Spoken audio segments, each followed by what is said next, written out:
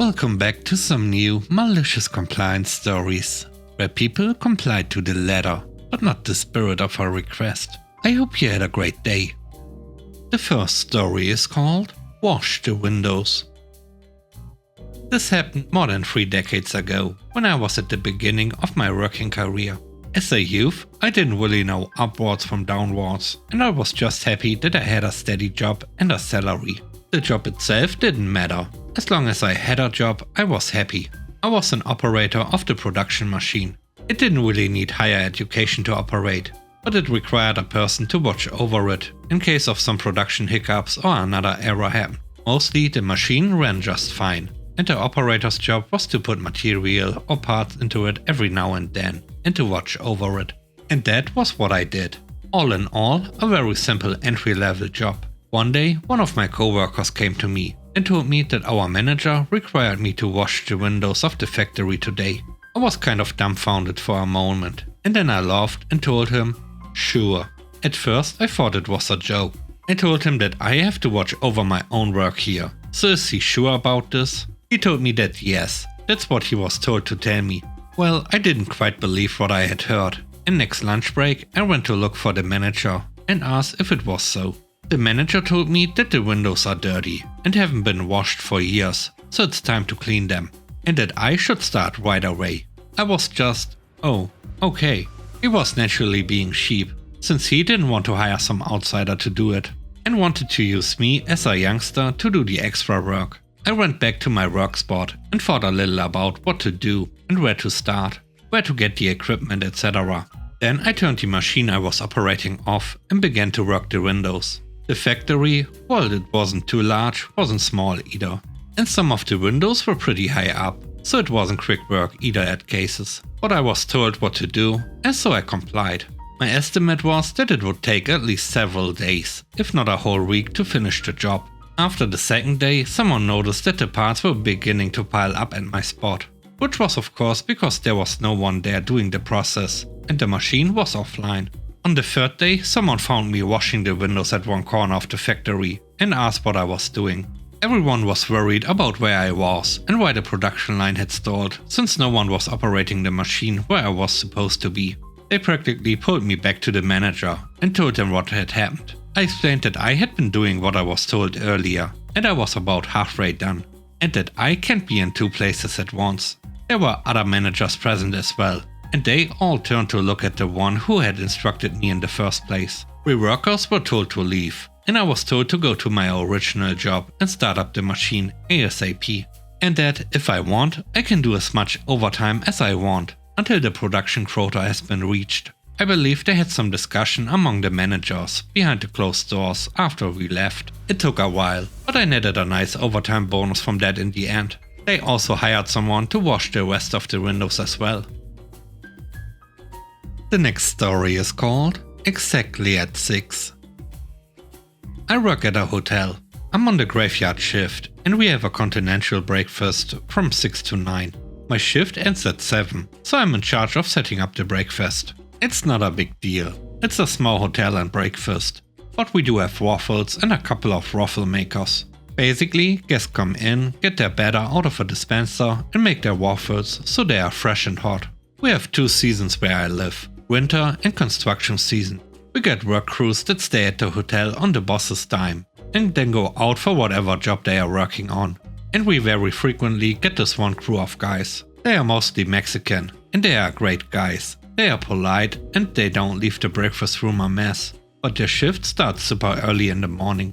We also get hunters who are in and out before 6, so I usually have everything set up by 5:30 for them. Usually because I'm only human. Sometimes I'm running late.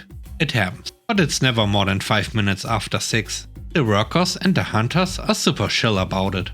They get it and don't complain about waiting a couple of extra minutes. The foreman is amongst them, so he's eating when they are. One day I'm running a little late. I get caught up with what I was doing and kind of lost track of time. I was rushing to get everything set up while the guys were patiently waiting in the lobby. Enter Karen, who sees the time, sees the breakfast isn't ready, and decides to yell at me for it, saying that the sign says breakfast is from 6 to 9 and should be started precisely at 6.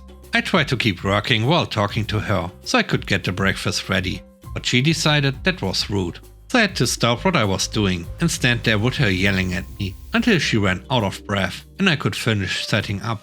Karen complains to the manager. I got a verbal warning that I had to have breakfast open by 6 as I was about 15 minutes behind because Karen was yelling at me. It would have been less than 4 if she had let me finish. Well, Karen was a stay over and she was in the next day before 6. The manager refunded part of her stay under guest satisfaction. I think she was hoping to find me doing something wrong so she could get another refund. But I was on my game and had everything set up by 5:30 like usual. She came in before the workers and saw me sitting at the front desk and sneered about me being lazy when I should be setting up breakfast. I told her the breakfast was already ready to go. Then the construction workers were entering, but I stood up and walked over to block the doorway to the breakfast room.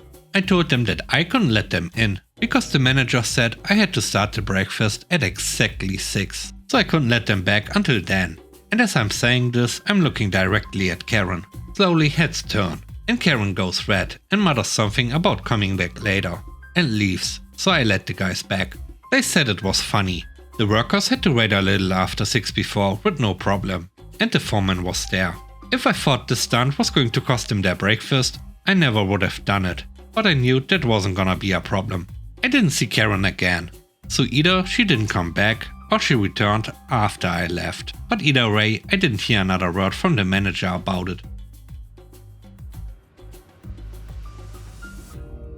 The last story is called No More Overtime. Years ago I used to work for a plastic injection company in my hometown. It wasn't a huge company, but they had 2 plants in my state, 2 in 2 other states, 1 in the UK and 1 in Germany, so not small either. It was a 24-hour production facility, which means the machine ran 24/7, except for December 23rd to January 2nd. I was one of 2 delivery drivers who moved the finished product from the plant to a nearby warehouse and brought raw materials and packaging supplies back to the plant. On a good day, I'd get 4 to 5 back and forth trips done in a 12-hour day. On my last run back to the warehouse, I'd always go around to the floor people and make sure they had what they needed to make it through the night so that nothing would shut down.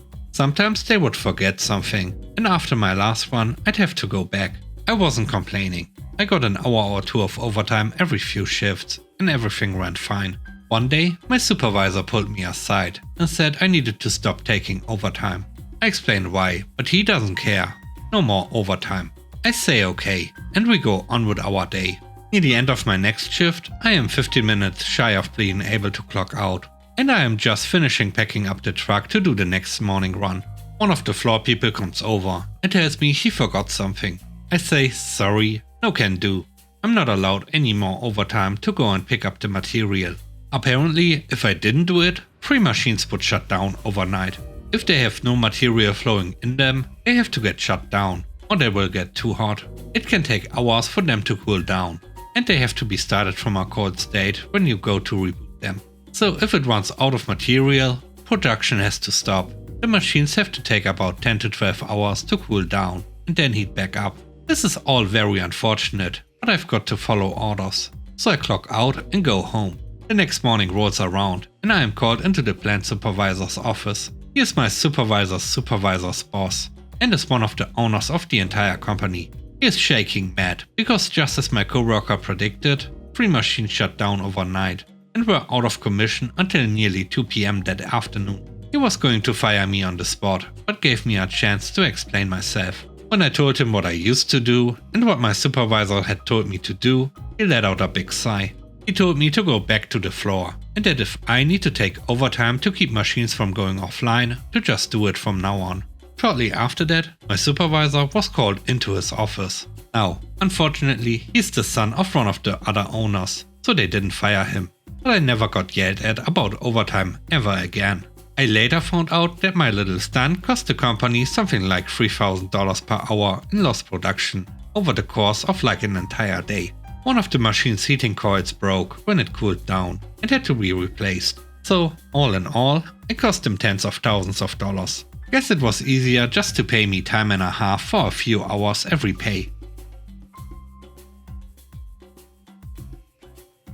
Thanks for watching the video. I hope you enjoyed it. If you did, please don't forget to leave a like, comment and subscribe. And if you have time, watch another one of my videos. And now, I hope you have a great day. See you soon. Bye bye.